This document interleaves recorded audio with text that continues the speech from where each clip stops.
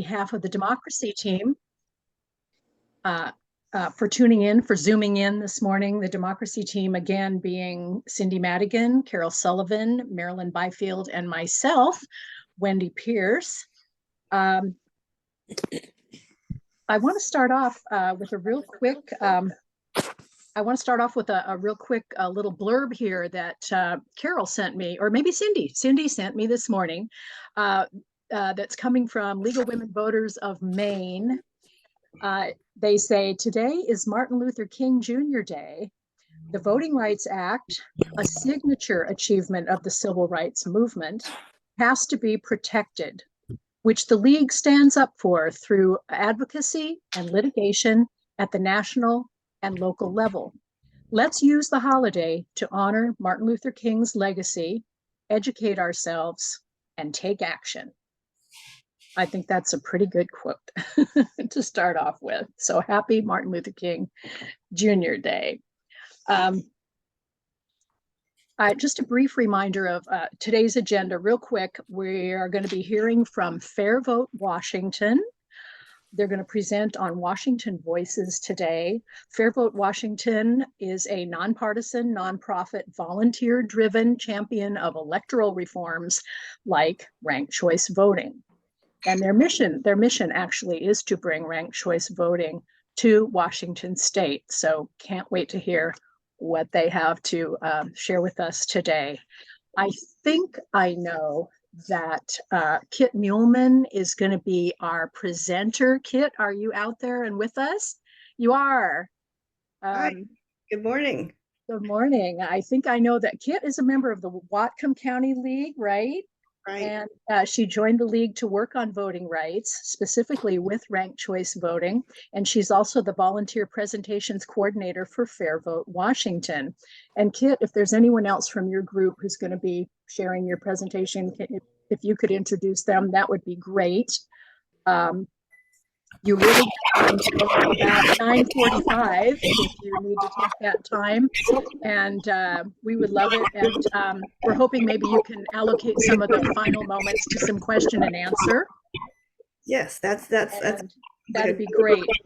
Yes. Awesome. And then in our last 15 minutes or so, I know Cindy Madigan has some things to present to us, some items that are in the newsletter and whatnot, and we want to make honorable mention of the lobby week as well. So with that, I'm just going to hand it off to you, Kit. Thank you. Could we remind people first to mute themselves? We just had a reminder of why we need to do that. Thank you.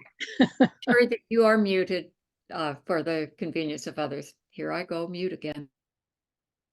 Thanks. I really appreciate being invited to talk this morning about the Washington Voices Act.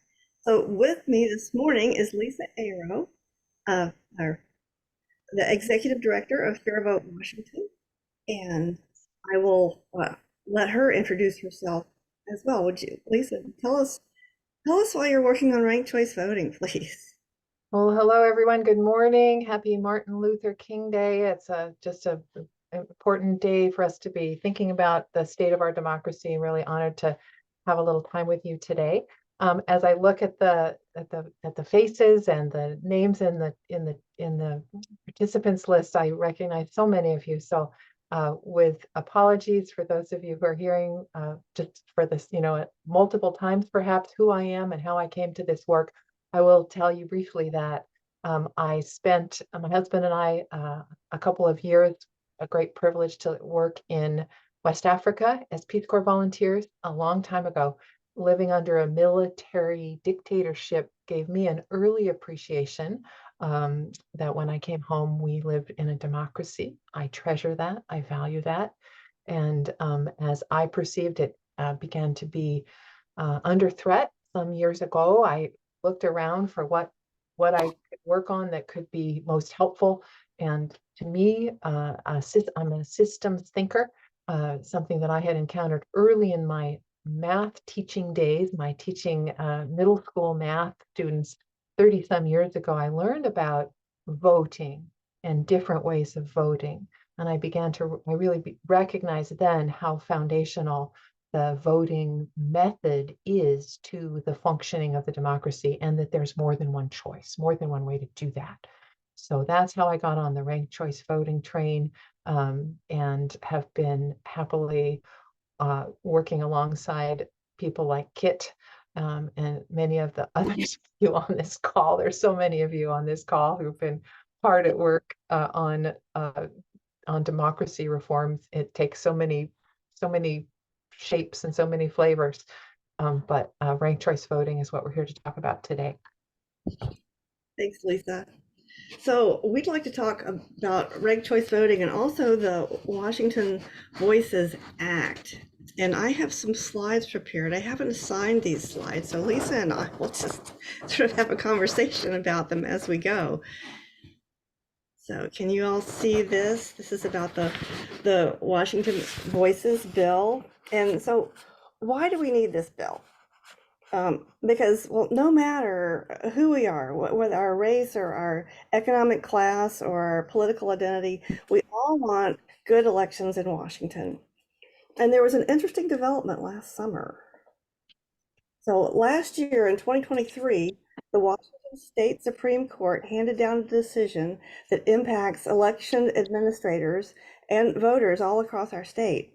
In this lawsuit, Franklin County versus Portugal, the court confirmed that jurisdictions in Washington can change their elections to ranked choice voting in order to comply with the Washington Voting Rights Act. And we think this is a blessing to places that want to clarify how they can avoid a lawsuit under the Voting Rights Act. On the other hand, these places need statewide standards if we want election methods to be consistent with the state. So, Lisa, what's ranked choice voting? Simple change to the ballot. You vote for your first choice just like always, but you have a backup. If you have another candidate that you also could live with, if your first choice doesn't have enough support to win, then you can put down your second choice and third choice and so on. That way you have backup. If your first choice can't win, your vote isn't wasted. It goes to your next choice. Okay, this is a review for most of you. The one way to describe this is to have a real-time election.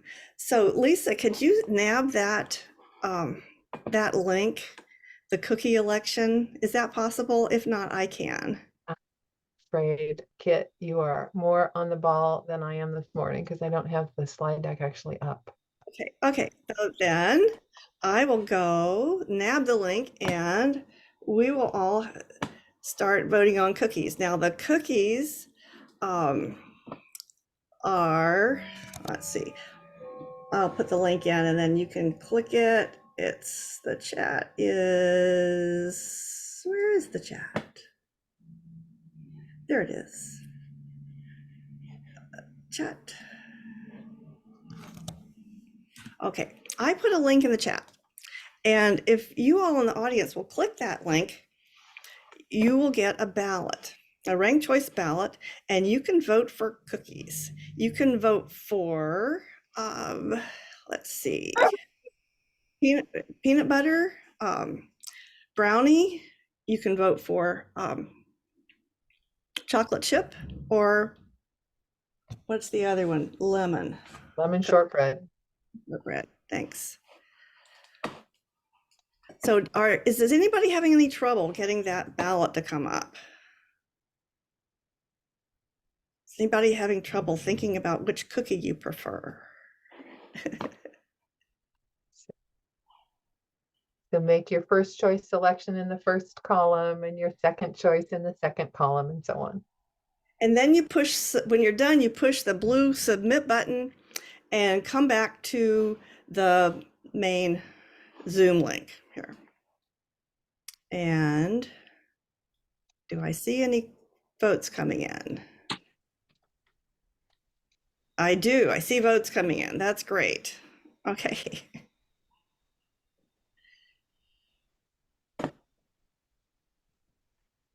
So is anyone still voting? Let's see. There we go. Okay.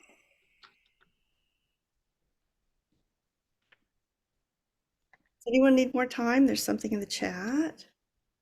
Oh, cowgirl cookie would be a great one. So, Laura, you and I can create another election.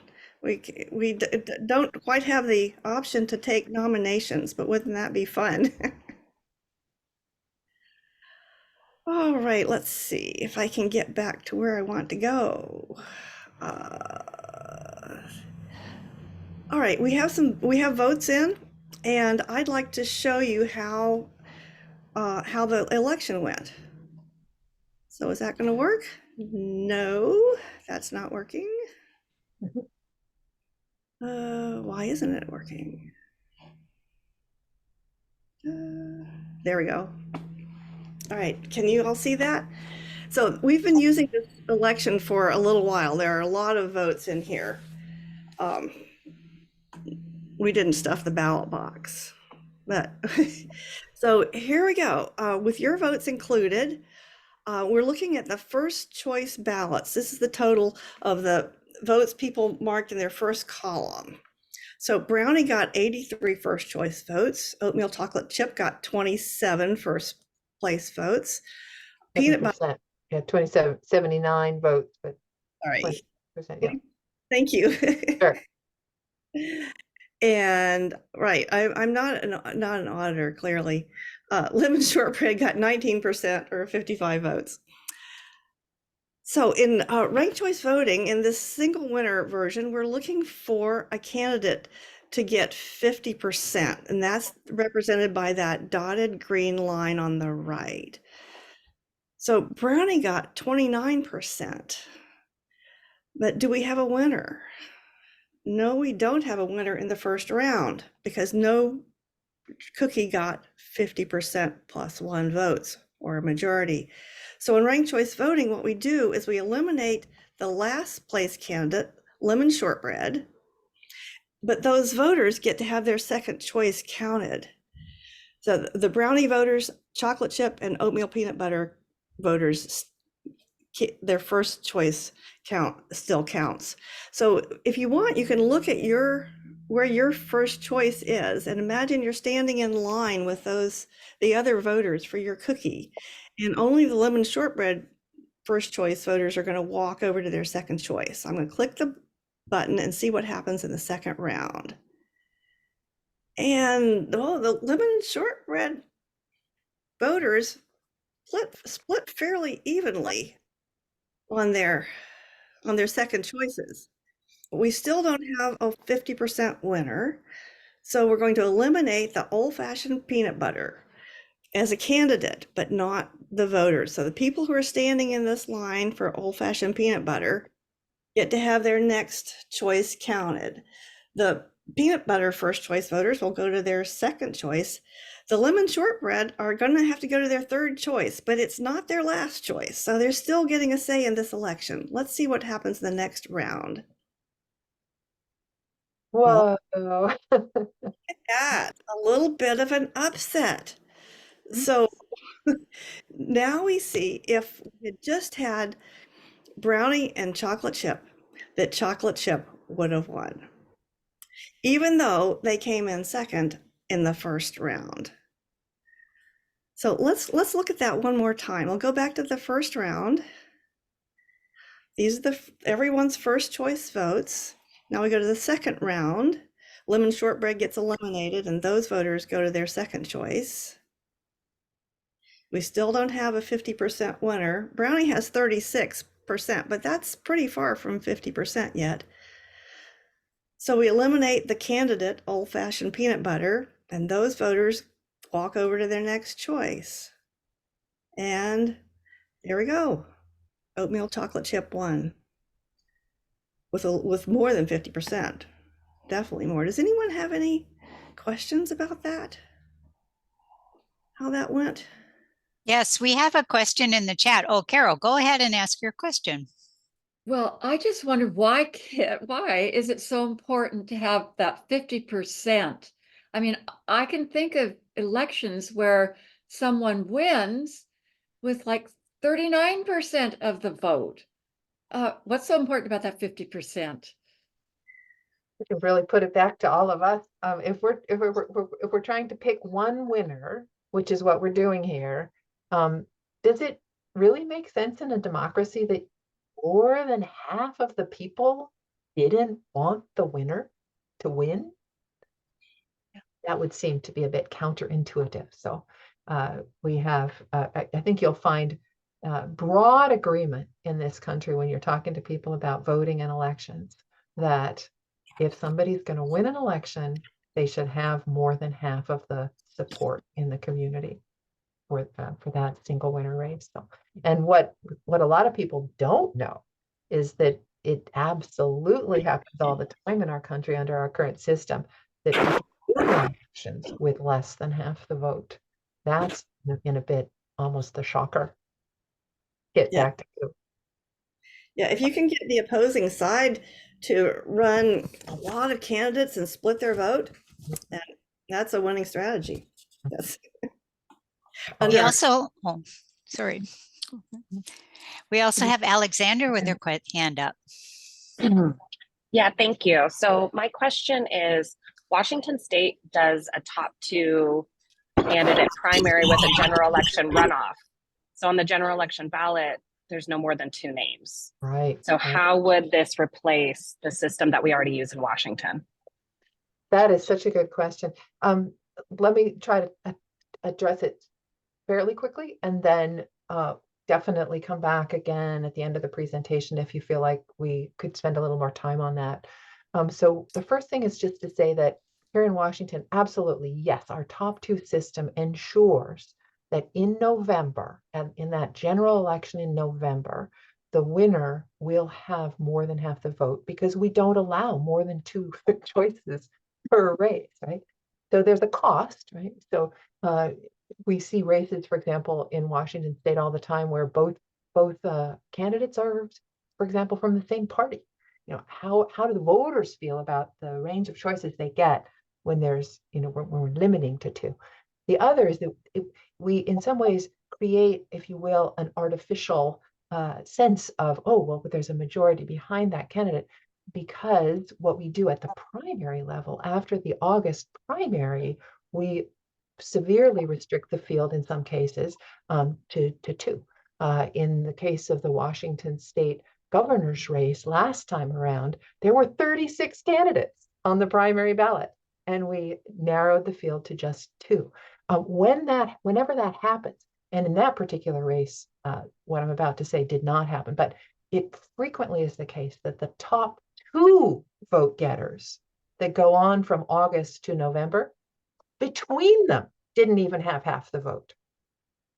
So you still had a majority of the voters didn't want either one of the 2 candidates who are on the general ballot. So those are some of the problems that we have with our current system. Great. Wendy. Yeah, I'm wondering, like, when this happens, say in real time, in a real voting scenario where they're doing this, so how does that elimination process actually happen sort of in real time? Like those elimination processes that we just saw you demonstrate, those wouldn't happen on an election day, I'm assuming, because you don't know how everybody has voted until the end of, till election night or whenever everything's counted. How do those eliminations then happen after the vote? How does it After work? the initial vote? Yeah. How does ranked choice voting work in a real election in real time? Yeah. Kit, do you want to take a first stab at that one? And then I think we might want to come back to our presentation and address more of the questions toward the end, but definitely the ones that are related to this scenario we want to handle right now. So how does it happen in real time? It depends on the rules that particular jurisdiction has set up, and best practices is to let people know, to be transparent about how things are developing along the way. Am I correct, Lisa? Yeah, absolutely. So here in Washington already, we have election night results get announced, but it is by no means final, because we know that there are ballots that just got dropped in the ballot box at 8 p.m. And yet by 9 p.m., we're already hearing some initial results. We know that over the next few days, there will be updates to those results. And sometimes the lead can change. And that happens also in a ranked choice election. And just to be very clear, because Wendy, I'm not 100% sure that I was understanding the entire drift of your question. When the ballots have all been fed into the tabulation machines, now under our current elections, there's a moment when the election administrators basically press the button and you have the final count, right? Those are not people counting every ballot by hand. In the same way, ranked choice voting also returns results instantaneously once the ballots have all been fed into the processor, and then you have a result right away. When you have subsequent ballots come in over the next few days, because we're a mail-in state, you do have the possibility that the results might change, just like under our current elections. Got it. Thank you. And Minda Ray.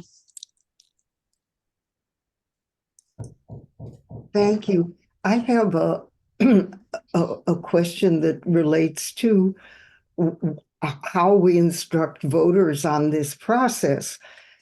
And it's this, my fourth choice cookie actually won. My first choice cookie was the first one that was eliminated. And now I'm wondering if it would have been better for my interests to leave my fourth choice blank, just not give any votes to my fourth choice.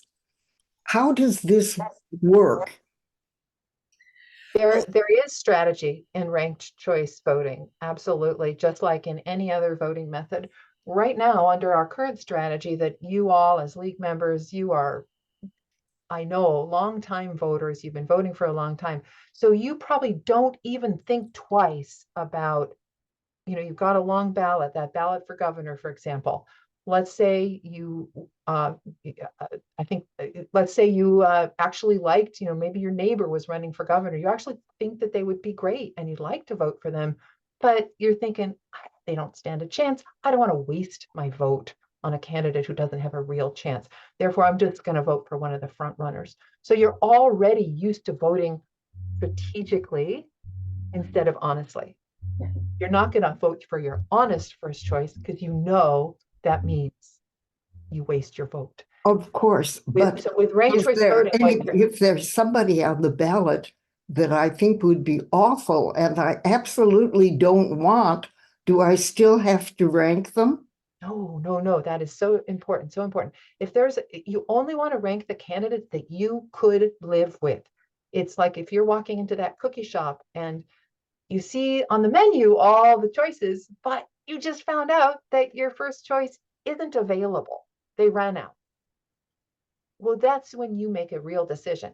Of course, in cookies, it's not a problem, but if I can think of instances when we had people on the primary election ballot that I would think would have been horrible in office. Yeah. I don't want to rank them. Do not rank any candidates that you don't think could do a decent job in that office. They may not be your first choice, but you say, yeah, I could live with them. I think they would be okay. But I want to just circle back to the very first thing I said, Minda Ray, really quickly. And that is, I said, there is strategy in ranked choice voting also. And we do need to teach voters what it is. Here it is. The candidate you like best, you should rank first. The candidate you like second best, you should rank second, and so on. In other words, the best strategy to ensure that the candidate you like best is elected is to rank them first and to rank honestly. The more you try to outwit the system by deciding, well, I like this candidate first, but I'm not going to vote for them because I think that this other thing, the more you try to do that, the more you're actually going to hurt the candidate. So it's simple for voters because the strategy is simple. Rank your first choice first, your second choice second, and so on. Okay, thanks, Lisa. So Susan Fleming has a question that actually leads us to the rest of the presentation. And I see our time is moving along. So I want to get on to the Voices Act. So we may skip through some things. We had a nice cookies. These are the places in the United States that are using a ranked choice voting currently. the whole state in Maine and Alaska, Nevada and Oregon have ranked choice voting statewide on the ballot this year. And as you know, Alaska had a good election where they elected a far-right governor, a moderate Republican senator, and a Democratic representative to Congress. The same group of voters independently selected a range of candidates. Here's some benefits: more positive campaigns, empowers voters to vote sincerely, to vote honestly. Exit polls say that voters like ranked choice voting. It improves representation for groups that are less represented because it's a lot easier for newcomers and non-traditional candidates to run viable campaigns. As most of you know, ranked choice voting passed in Seattle last year, and now we're here to talk about the Voices Act, which is in the state legislature. So Voices stands for voting options. The voters will have more voting options with ranked choice voting. The Voices Act creates standards for implementation, statewide standards. It has rules to ensure compliance with the Voting Rights Act, and it covers the way education about the new voting method would be handled, and statewide standards. So each state, each jurisdiction isn't trying to reinvent the wheel or create their methodology independently. So we sort of say it would be like baking cake without a recipe, which is not what we want. So we'll be in Olympia to lobby our legislators to pass the Voting Option Implementation, Compliance, Education, and Standards Act on Wednesday. And let's see, let me go back to Lisa, would you like to talk about this act a little bit more? Sure. The bill, Kit, I'm actually wondering if we need slides even at this point. Okay. Are we about done with slides if we get to the end? We're not done. Yeah, we're Because done. we might be just a little more friendly if we're not having a screen share going on at the same time. So raise your hand really quickly, if you would, please, if you remember or have heard of the local options bill for ranked choice voting that we've been working on for a number of years. Yeah, that's a lot of you. Thank you, everybody. Gosh. So what we've done is taken the heart of that bill and the policy that we know and love from working on that bill and package it into a new bill called the Washington Voices Act that addresses this urgent need for statewide, consistent statewide standards for ranked choice voting elections. When they get implemented, when ranked choice voting is happening in Seattle or Bellingham or Walla Walla, wherever it happens in the state, we want to make sure that voters are being educated to a high standard so they really understand how to fill in their ballot. They're all getting a similar description and access to that information, and that when ranked choice voting ballots are being created, when the auditors and election administrators are laying out the ballots, the instructions are consistent across the state. If it's a ranked choice election, this is the way we explain it, this is the way we describe it, and importantly too, then this is the way that it's administered. So the and I don't think I have to spend any time persuading any of you of the importance of those consistent statewide standards. Our auditors certainly are excited that this bill addresses that need. Why do we need that now? Well, it's because of that Washington State Supreme Court decision that Kit mentioned right at the outset. We had a game changer in June of 2023. The Washington State Supreme Court just made it way, way easier for local jurisdictions to go ahead and adopt ranked choice voting, even without waiting for the legislature to pass that bill previously known as the local options bill that would have given localities the option to adopt ranked choice voting. The Washington State Supreme Court has effectively just green lighted for jurisdictions that want to go ahead. So as we contemplate the prospect of different jurisdictions around the state starting to use ranked choice voting with different rules, different ballot styles, different instruction styles, we don't want to have our voters in Washington State experiencing a chaotic landscape, or our election administrators, a chaotic landscape of different rules for ranked choice voting in different jurisdictions. That's why it's all the more urgent now for the state legislature to pass the Washington Voices Act, which we really do see as essentially a housekeeping bill. It's important because we don't want to open the door to chaos.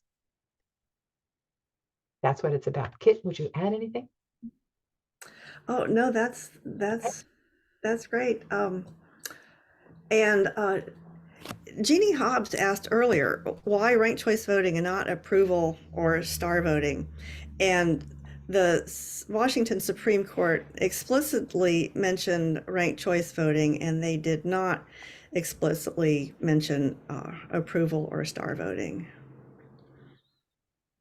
Ranked choice voting has been used by millions of people in the United States, and star and approval are much less used, and we have much less experience with either of them. Yeah. Yep. Just basically not ready for prime time is the simple answer. Looks like we have a couple more questions popping up. Great. And who's going to call on people? I'll start with Arnold because he's the farthest to the left on my screen. Okay, thank you. My question has to do with the counting of the ranked choice voting. I understand that this, of course, is done by computerization. The votes are all fed into a computer and counted and ranked. And my understanding is that that they've written programs to take as many as 5 choices and rank 5 choices for a large number of people, a large number of voters. Have they been able to increase that to a larger number of choices, perhaps up to 7 choices? Great question, Arnold. When ranked choice voting first was used back in the early 1900s, actually, Australia, other countries, it's in Ireland, hand counting was typical. And even in this day and age, our own Chris Mason here on this call participated in a hand counted ranked choice voting race just last week. Perhaps we can give him a moment to tell you about that. It was not a large jurisdiction, but anyway, they can certainly be hand counted. But Arnold, you're absolutely right. Typically, machine counting is the way that's done. And I'm sorry, I'm suddenly just got too far afield and I'm losing my train of thought. Kid, help me out. Where are we going here? And so originally, San Francisco only allowed 3 choices. Number. And then now 5 choices is more typical. And I have seen ballots with up to 10 choices. 10 is used in a number, many of the jurisdictions that are just upgrading voting equipment right now. San Francisco is one. They started with 3 choices for voters back in 2004, and now they've just recently upgraded to 10 choices.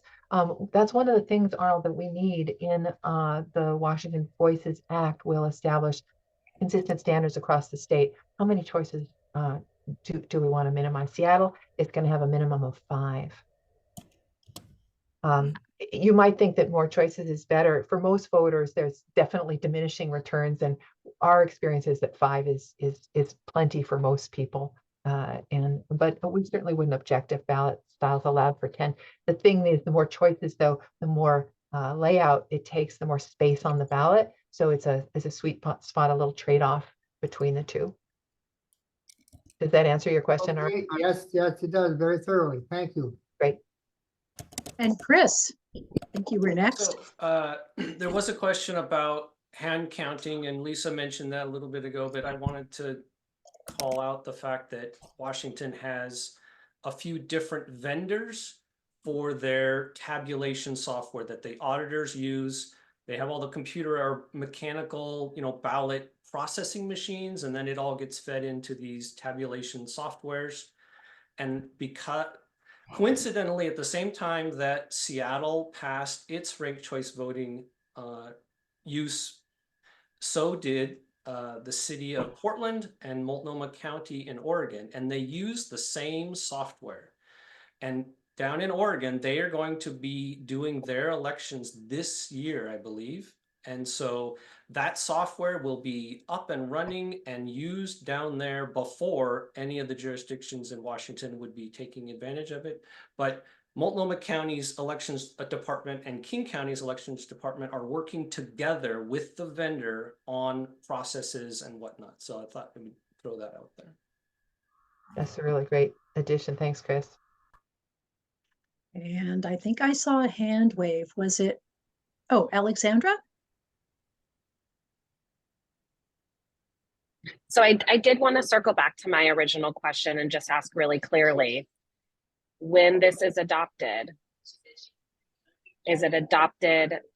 for the general election and then it eliminates the primary election in August? Or is it adopted as a system that's used in the August primary? Like what happens to the two elections? Yeah, thank you so much for circling back, because that's such an important point. On that nationwide map that Kit showed us, states all over the place are using ranked choice voting. They're using it in different ways.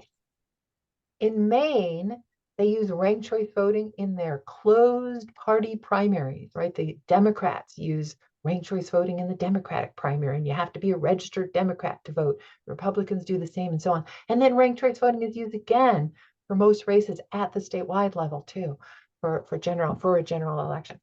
Whereas in Alaska, they use ranked choice voting in a completely different way. They don't use it in the primary, and they do use it in a general election. And the general election has not two like we have, but four. They use a top four system. So the idea of letting voters rank your choices, ranked ballots, can be used in different ways in different places. And the Washington Voices Act, builds on the same policy that, again, those of you familiar with the local options bill may remember. And that is as follows. When there are 36 candidates on the ballot for a race like governor, we think there should be a primary. We think that's too many candidates for voters to rank all in just one round of voting. So in fact, the threshold we've set is at 5. If there are more than 5 candidates filing for any race under this bill, there has to be a primary. And the primary whittles down the number of candidates to 5 who advance to the general election. And whenever 5 or fewer candidates file for a position, a race, then there is no primary. It goes directly to the November election with those 5 candidates you can rank. Does that make sense? That's the way we've chosen to weave together policy that we've observed working in different places. We obviously don't have closed party primaries here in Washington state, so we're not going to do exactly what Maine did. And we see some value in what Alaska has done. And we'd like to expand the number of choices to 5 instead of 4. So those are some of the reasons. Awesome. Good question. We have about 5 minutes left, and I see Susan's hand up. Yes, thank you. One of the biggest objections I have heard to ranked choice voting has to do with the need to the complexity of it and the worry that people will not understand it, and that therefore it will reduce the number of people who vote, which, as you know, is already a problem. We want to increase the number of people who vote. So I think the Voices Act looks like a step in the right direction, but I wonder if the education piece of that you would see as solving part of this problem, and if so, does there need to be some funding for education, and how are you thinking about that? That's a great question. I'm so glad, because you're right, Susan, that is a common question. I think it has a very encouraging and very simple answer, but Kit, let's have you take a first crack at that one. I know you have a lot of thoughts. Well, there have been many, many exit polls and many observations of people learning to use ranked choice voting. And they overwhelmingly say it's easy to use, that they do understand it. And in fact, there's a story of taking ranked choice voting ballots into a assisted living home and just handing them out and having people fill them out. And they did very well. So it's in Utah, where they decided that they didn't need to do any voter education because they tried it out and they found that voters had no trouble filling out the ballot. So they didn't even bother with voter education. And they, again, had something upwards of 90% of the voters saying it was very simple to use the ballot. But carry on. The bill does create funding for the education as well. To be clear, we're not advocating for no voter education. We absolutely fully support robust voter education. But one thing to remember, nobody has to rank. You can still, if you get a ranked ballot, you can still just fill out your first choice and be done with it. You do not have to put a second choice. Your vote is just as valid, just as strong as it ever has been. You're no worse off than you are right now. So ranking is when you rank, you are exercising your option to have a backup. That's all it is. Susan, does that help a little bit? Yeah, that does. I guess I'm just worried about voter turnout. People who are not voting now. We'd like to increase the proportion of people who vote, and I'm afraid this might decrease the proportion of people who vote because they don't understand, or they're confused, or they think it's chaotic. So that's good for you. And good for you. We're on your team. We absolutely, if anybody comes up with any evidence that ranked choice voting is diminishing voter turnout, boy, I'm going to stop working on it right away. I'll be done with it, because I have no interest in being part of that. The reality is that we're seeing nothing of the sort. What we're seeing, and it's very difficult to establish causation, right? Is the increased voter turnout we're seeing in ranked choice elections, is that because of ranked choice voting? Or is that just because we're seeing so much greater interest in politics in this country, at this point? And they say, whatever you say, broadly speaking, ranked choice voting, with some variations, from one election to another, is associated with, in general, about a 10% increase in voter turnout. Again, I want to be clear. I'm not claiming that that's because ranked choice voting, that ranked choice voting causes a 10% increase in voter turnout. We're not seeing that, but we're certainly not seeing turnout going down. And anecdotally, what we hear from voters across the board overwhelmingly is that they like ranked choice voting. They want to keep it. They feel that their voice matters more because they don't have to worry about wasting their vote if they vote for the candidate that they really honestly like best. And I want to say, I've been going into a high school classroom, civics classes, and teaching a lesson on ranked choice voting, and they participate with enthusiasm. They enjoy it. We do a candy election. They say, we've been researching this election all our lives, and they don't seem to have any trouble choosing a first choice, a second choice, and a third choice. In I know we're going over time, but at Western Washington University, they use ranked choice voting for their student body elections. I went and assisted at one of these elections, and was congratulating the students on using ranked choice voting, and they went, what? You know, they didn't even know they were using ranked choice voting. They just ranked first choice, second choice, third choice, because that's what the directions said. So thank you all. I see it's Could I Right there. Could I add one thing? You talked about going into classrooms with kids. Well, I did ranked choice voting. Lisa was there to help. It was wonderful because the Baskin Robbins across the street gave us 5 flavors of ice cream for the residents here to rank. And we couldn't get up and move around. It was just not logistically possible. But my gosh, people are still talking about that.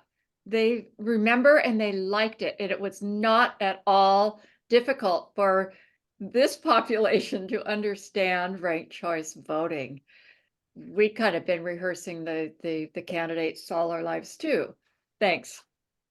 Thanks, Carol. And thank you, Kit and Lisa. This was really awesome. We probably could go on and on, you know, coming up with questions, but this has been just great. Thank you so much. And Cindy Madigan, I think I'm just going to hand it over to you.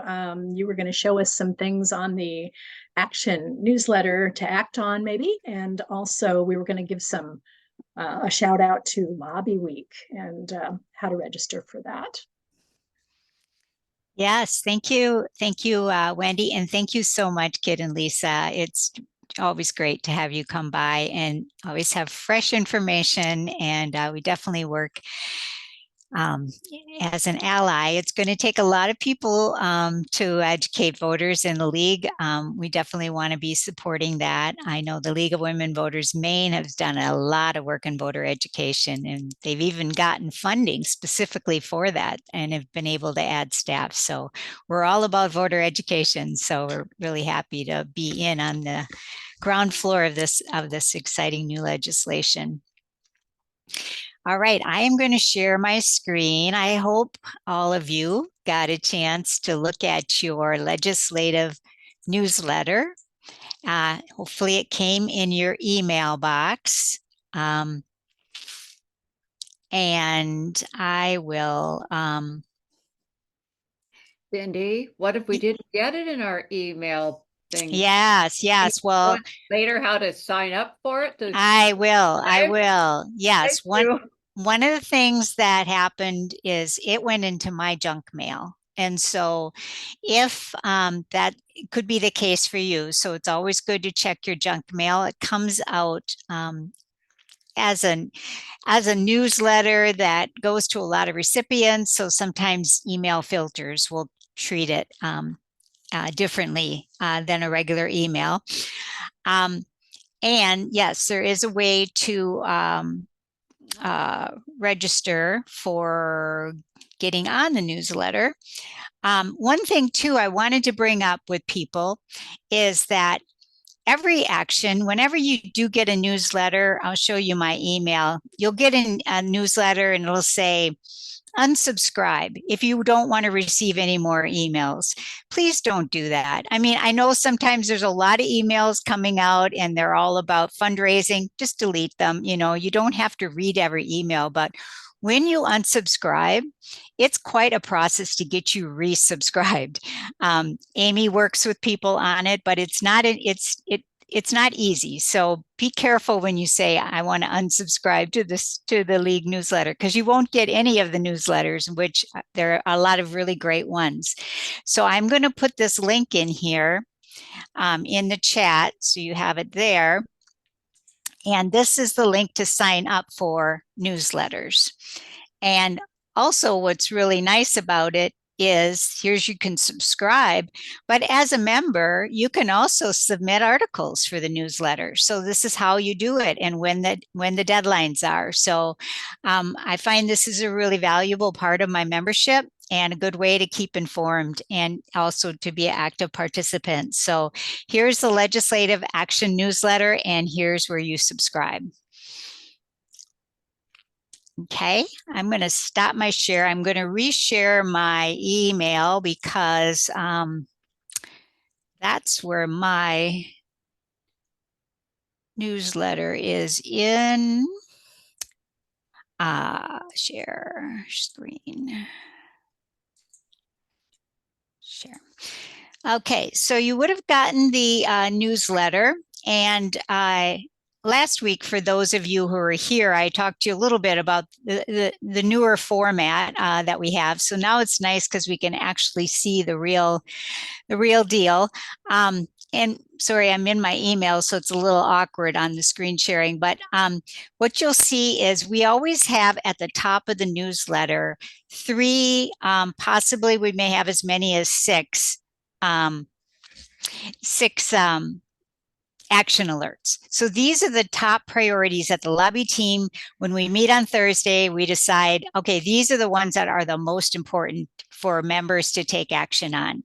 And so this year we have, this week, expands community solar projects, give people incarcerated as young adults an opportunity for a second chance, and restoring voting rights for people in prison. Now, this is one that I will be testifying for on Tuesday, and we really are encouraging your support. And we noticed that this link here didn't quite work, but it's a good opportunity to show you that there's multiple ways to get someplace. So, but first I wanted to just say that it's timing as well, Martin Luther King Day. This bill recognizes the unjust silencing of Black, Indigenous, and lower income voters through practices like prison disenfranchisement, which mirrors past racist tactics such as poll taxes, literacy tests, and grandfather clauses. This bill is not about granting a new right, but rectifying a historical wrong.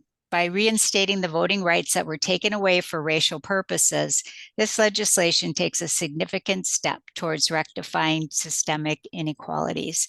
So I hope that you will consider signing in for that.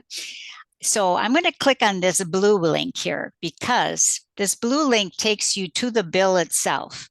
And as league members, we like to dig into the details. So it's always nice to go to the actual bill page and see the actual bill itself because it will have lots of great information there.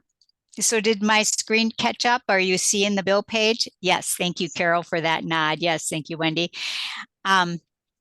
And so here is the bill number, and here's where it's in the process. And here it tells us that there's going to be a hearing on January 16th. And you'll be able to watch the recording of the hearing if you want. The hearing is down here. Now, what the legislative website did this year is they put a really easy link here. Sign up to testify, submit written testimony. It's right on the bill page. And so if you click here, it'll take you to directly to the sign-in page.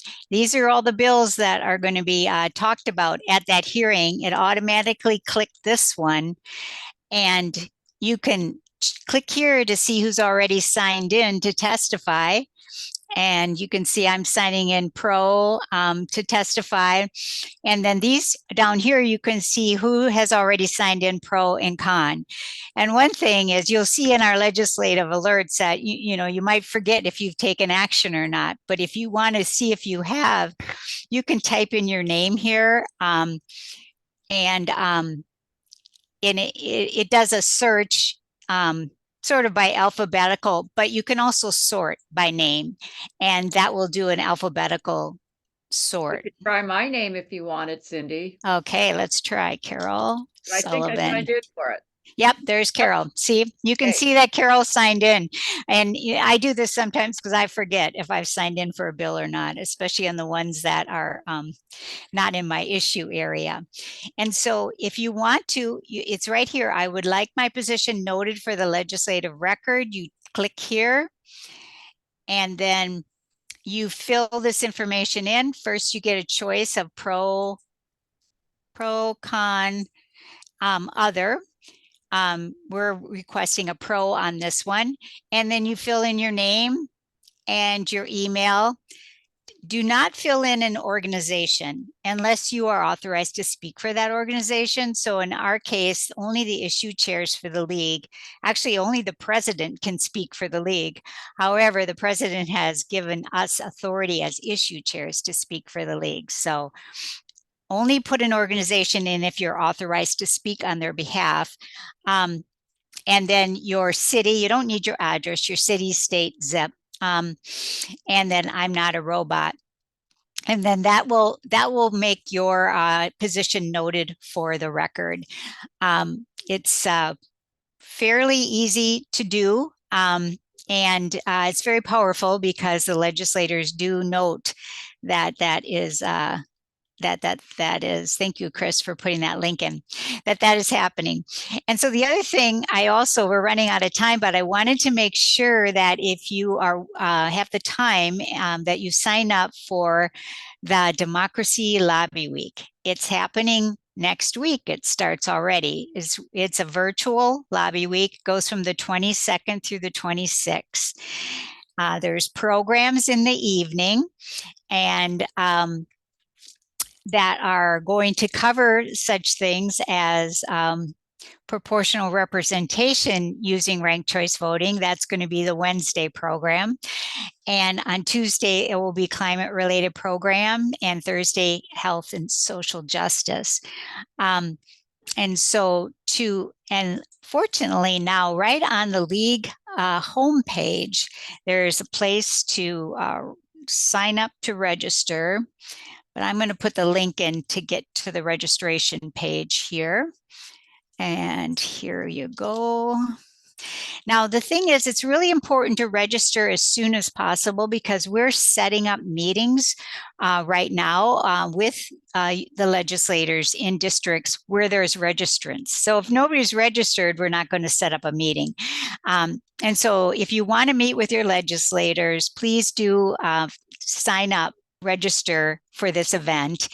You can attend as much or as little as you want. If you sign up, you will be contacted by someone who will let you know when the meetings with your legislators are scheduled, and will also arrange a meeting to get together to talk about who's going to talk about what, because these meetings are generally about 15 minutes, so they go fast. We'll be having a list of talking points, so you'll have information at handy so that you know which of the bills the league is prioritizing. And that will help you because each legislative district is different. Some of our legislators, like in the where I am in Bellingham, Whatcom County, they already have supported or they have signed on as sponsoring or been the prime sponsor of the local options ranked choice voting bill. So we go in and thank them and move on to a different priority that we know that they may have not maybe heard of or know as much about. So it's a local effort.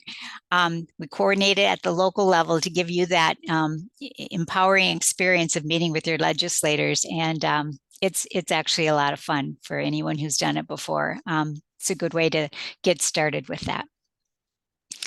Okay, I'll quit talking now. Thank you all for your attention. I'm happy to answer any questions. Carol?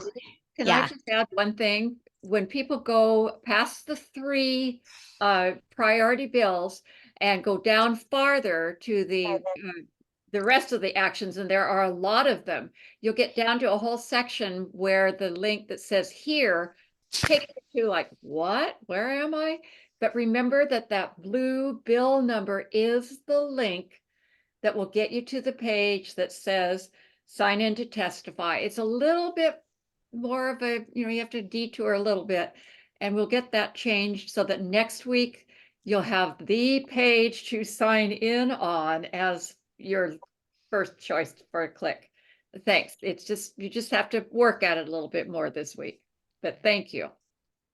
Thanks, Carol. Aruna has a question. Thank you. If I have registered for Lobby Week probably 4 weeks ago or something, when I saw it first time, so would I be getting an email? I haven't seen any email Yes. with Thank you, okay. Aruna. Yes, I am checking on that because I just found out that you had registered and you're not showing up, at least on my list. But I'm going to work with Amy at the state level and we're going to figure that out. Thank you. Yes, you're Appreciate it. welcome. Thanks for asking. Yeah. Yeah. We're at time, and I want to again thank everybody for Zooming in today. And we What's hope next that week, Wendy? yes, next week Thank you. is Sounds next good. week. Yes, I was just going to encourage everybody to come back next week at 10 o'clock on Monday. There's going to be a session on how a bill becomes law in the state of Washington. And then the following week on the 29th, we were going to hear about even year elections. And the fun topics will keep on after that every Monday for a while. So, And I'll just add in, okay, Julie, thank you. Yeah, I'll look into yours too, Julie. And I'm going to also talk next week. And then again, the league is not taking a position on even year elections. We haven't done a study nor signed the written pros and cons or done member consensus. So we don't have a position on it, but because there's a lot of interest in that bill, we're going to do a session. But I just want to make clear that the league is not asking you to sign in pro, but it's always, or con or whatever, but it's always up to you as an individual, your choice on that. So you'll get a chance to hear some of the pros and cons. thank you, Cindy. Okay. Yeah. Yeah. And they want to know how to register for the ACT meetings. Do you have that link handy, anybody? If they haven't, if they didn't register for the ACT meeting. I don't have the link handy, but I saw it on when you go into the league, on the league homepage, like the website. Oh, good. League for Washington, there's a place there to sign up for ACTviaZoom. It's really Yes. easy. Great. And there is events and there's a calendar. It takes you to the calendar page. And then right there, it says ACTviaZoom. You click on that and it'll register you. And if we send a reminder to Amy, she'll have the link for you by 9 a.m. in your mailbox on Mondays. So it's really easy to join. I think that's it. Yes, great. I found that link and it's in the chat. So, okay, good. Thanks, everybody. Thank you so much. Next Okay. week. Thank you. Bye-bye. Bye. You want to stop recording, Carol?